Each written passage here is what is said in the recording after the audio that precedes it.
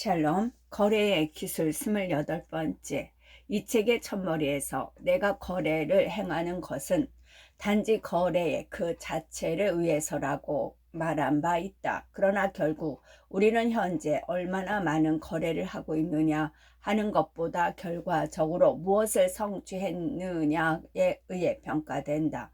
다음은 이 책의 앞부분에서 보여준 일주일 동안 내 책상을 거쳐간 거래들이 그 뒤 어떻게 됐는지 그 결과를 보여주는 것들이다. 홀리데이 인 한간에 알려진 것처럼 3,500만 달러가 안 되지만 그래도 적당한 이윤을 남기고 홀리데이 주식을 판 지 몇 주일 뒤에 나는 벨리 메뉴팽처럼 코퍼레이션이라는 다른 카지노 기업의 주식을 매입하기 시작했다. 짧은 시간에 나는 총 주식의 9.9%를 사 모을 수 있었다. 벨리사는 누구든지 적대적으로 타 기업을 인수할 수 없게끔 제도적 장치를 마련한 법의 힘을 빌려 나에게 대항하려 했다. 그들은 내가 더 이상 벨리사의 주식을 매입하지 못하도록 고소를 했으며 나도 이에 맞고소를 했다. 맞고소를 한 지 이틀 뒤 벨리사는 채권 비용을 포함해 거의 5억 달러에 달하는 카지노 업계 사상 최고의 가격을 지불하고 애틀랜틱 시티에 있는 골든 너기트 카지노를 매입하기로 합의를 보았음을 발표했다. 이것 또한 그 실질적인 목적은 나를 회방 놓으려는 데 있는 것 같았다.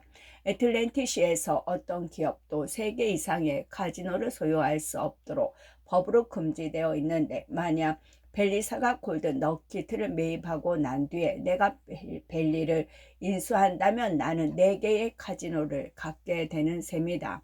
그처럼 사실상 그들은 나를 이롭게 만들었다. 너키트 카지노를 그처럼 엄청난 가격에 매입함으로써 그들은 내가 기왕에 갖고 있던 2개의 카지노를 포함해 애틀랜틱 시티에 있는 모든 카지노의 가치를 올려놓고 말았다.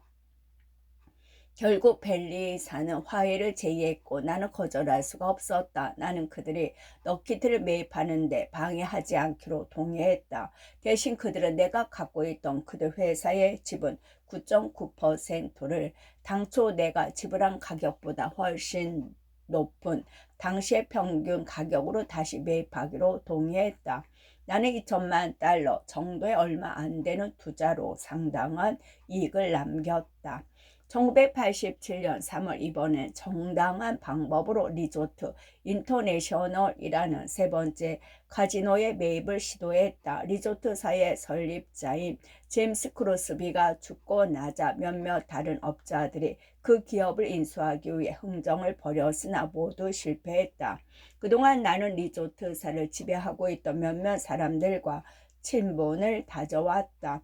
1987년 4월 마침내 리조트사와 한 주당 1,135달러에 그 회사의 주식 93%를 매입하기로 합의했다.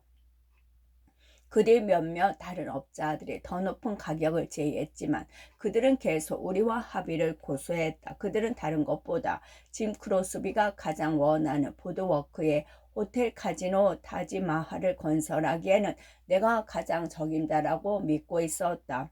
세계에서 가장 규모가 크고 또 가장 흥청거리는 호텔 카지노를 만들기 위해 타지마할에는 이미 당초 예산보다 수백만 달러가 더 투입됐다. 그러나 크로스비가 죽을 무렵까지 어느 한 군데 완성된 곳이 없었다.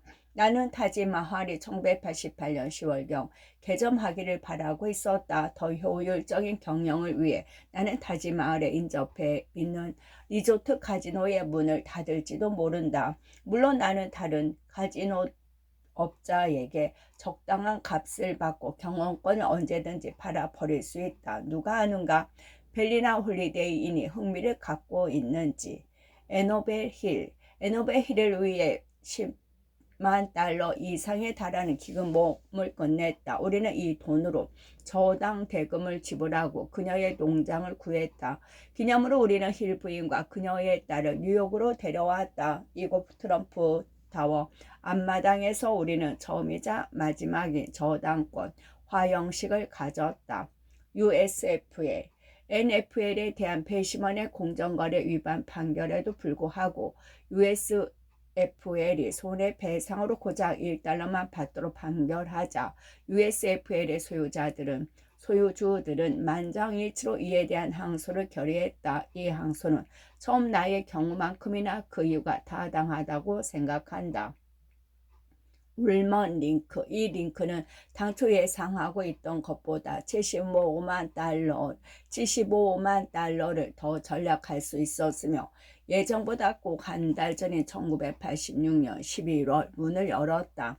첫 해에 50만 명 이상의 사람들이 이 링크에서 스케이트를 즐겼다. 링크가 문을 열기 전만 해도 시 당국은 큰 영업 손실을 예견했으나 최초의 스케이트 시즌을 보내고 난 뒤 약 $50만 의 이익을 남겼다. 우리는 그 모든 이익금을 자선 사업에 썼다. 판비치 타워. 리아이아코와 나는 판비치 지역에 있는 2개의 콘도미니엄 타워를 매입하기 위해 동업자가 되었다. 우리는 대략 $4천만 를 지불하고 이것을 매입했다. 우리가 그 사업을 인수할 때는 고작 몇 채의 콘도만이 팔렸을 뿐이었다. 남부 플로리다의 콘도 판매 시장에서 우리는 짧은 기간 내에 거의 50채에 달하는 콘도를 팔거나 임대했으며 이로써 파산 상태에서 몰린 사업을 대단한 성공으로 이끌 수 있었다. 내년쯤 우리는 2개의 타워 중 한 곳의 1층에다가 거창한 레스토랑 하나를 만들 생각을 하고 있다. 레스토랑 경영을 희망한 사람 중에는 뉴욕에 있는 22 클럽의 소유주들과 해리의 바 소유주 해리 시프리아니 등이 있다.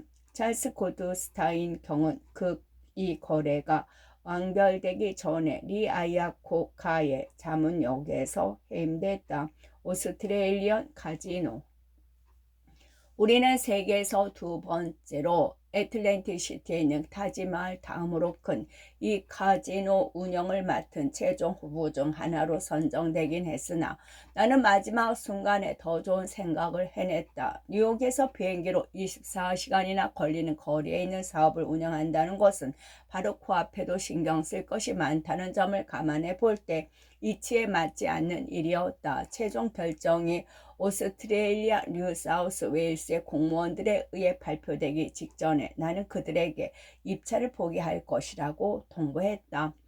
비벌리 힐스 호텔. 이 호텔은 최종적으로 내가 지불하려던 가격보다 훨씬 높은 가격으로 최고의 입찰금을 제시한 석유업자 마빈 데이비스에게 팔렸다. 그 부동산을 면밀히 조사해 본 뒤 나는 입찰금을 낮게 제시했다. 물론 데이비스가 되팔기로 마음만 먹는다면 분명히 그는 이윤을 남기고도 남을 위인이다. 그 후 마빈 데이비스는 또 리조트 인터내셔널 카지노에 대한 입찰도 냈다. 내가 이미 거래를 끝내고 난 뒤임에도 불구하고 그는 더 높은 가격을 제시하면서 머피도 크로스비 가문에 나와 합의를 취소하라고 종용했다. 그러나 그들은 거절했고 법원 또한 나의 거래를 인정했다. 또 그 이후 뉴저지주의 카지노 통제위원회도 나의 거래를 만장일치로 인정했다. 이때쯤 나는 머브 애덜슨과 바바라 웰터스가 주선한 캘리포니아의 한 호화판 파티에 있었는데 그 자리에서 한 기자가 마빈 데이비스의 리조트 입찰권에 관해 물었다. 나는 농담으로 데이비스, 그는 몸무게가 대단히 많이 나갔다. 데이비스는 나의 리조트 매입 거래를 끊어버리려고 애쓰는데 시간을 낭비할 것이 아니라 몸무게를 200파운드쯤 줄이는데 신경 써야 할 것이라고 말했다.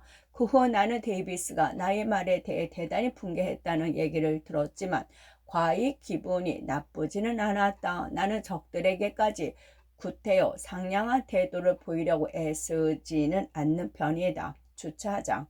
새로운 주차장 건설 공사가 시작된 지 몇 개월이 지난 1986년 10월 어느 날 아침 뉴욕에서 한 기업과 단체를 대상으로 망연설을 하려는 찰나 나에게 비상 전화가 걸려왔다. 건설 감독을 맡고 있는 톰 피펫의 전화였다.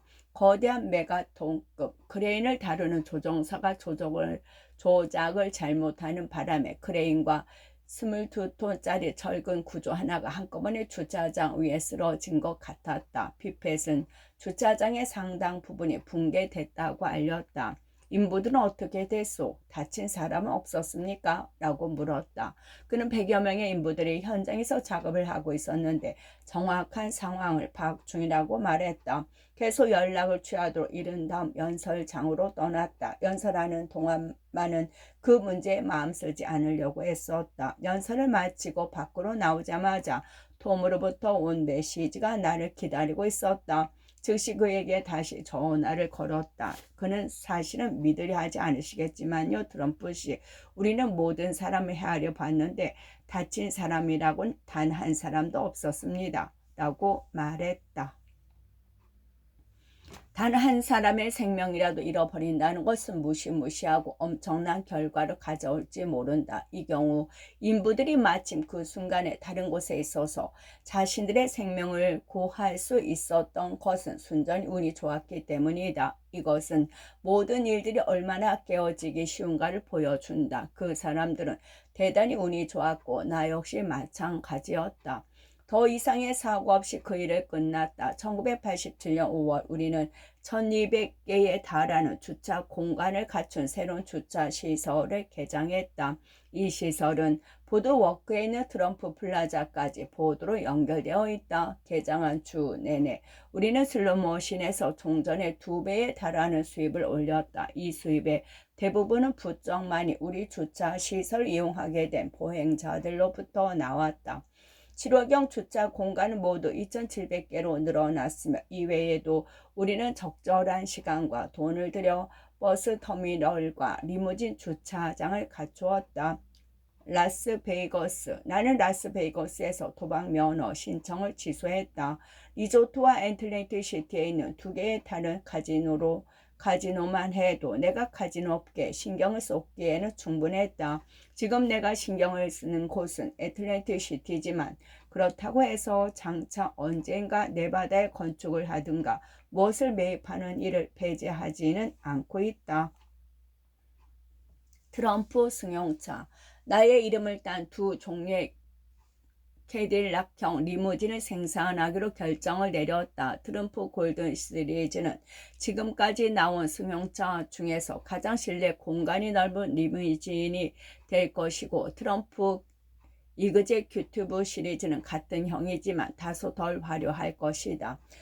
아직 어느 것도 생산 단계에 접어들지는 않고 있는데 대략 캐딜락 측이 나에게 선물로 예쁜 캐딜락 일란트 한 대를 보내왔다. 아마 그들은 내가 바삐 놀려면 더 많은 장난감이 필요할 것이라고 느낀 모양이었다. 드렉셀 거래. 나는 드렉셀 버넘 램버트가 먼저 제의한 호텔 거래를 계속 추진하지 않기로 결정했다. 그러나 앨런 크럼버그 베스턴와의 모든 투자 금융 사업만은 계속해왔다. 드렉셀로서는 어려운 시기였다. 트럼프 캐슬.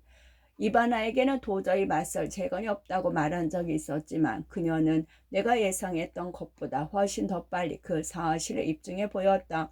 1987년 처음 3개월은 애틀랜시티에 있는 12개 모든 카지노 중에서 최고의 수입 증가율을 기록했으며 또 최대의 이윤을 올렸다. 그 카지노는 처음 3개월 초와 3개월 동안 전년도 같은 기간에 비해 19% 증가한 7,680만 달러를 벌어들였다. 실적이 훌륭하기는 했으나 그래도 이바나는 자신이 그 업계에서 월등히 뛰어날 때까지는 행복을 느낄 수가 없을 것이다.